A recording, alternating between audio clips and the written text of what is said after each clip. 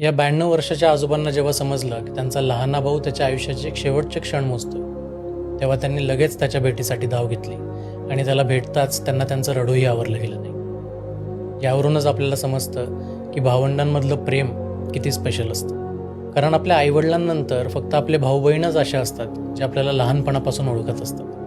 आपल्यातल्या चांगल्या किंवा वाईट सवयींच्या पलीकडे जाऊन ते आपल्यावर प्रेम करत असतात. पण आजकालच्या सामाजिक व्यवस्था आणि लग्नानंतर झालेल्या वेगळ्या मार्गांमुळे आपण ते प्रेम हळूहळू विसरतो आणि दुरावे निर्माण होतात. आईवडिलांनंतर आपले भावंडच या जगात आपल्याला सगळ्यात जवळचे असतात.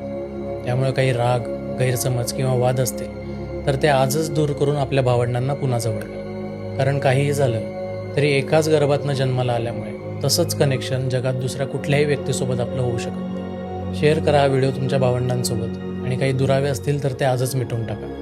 कारण आयुष्याच्या शेवटी राग निघून जातो आणि जर व्यक्तीसुद्धा निघून गेला असेल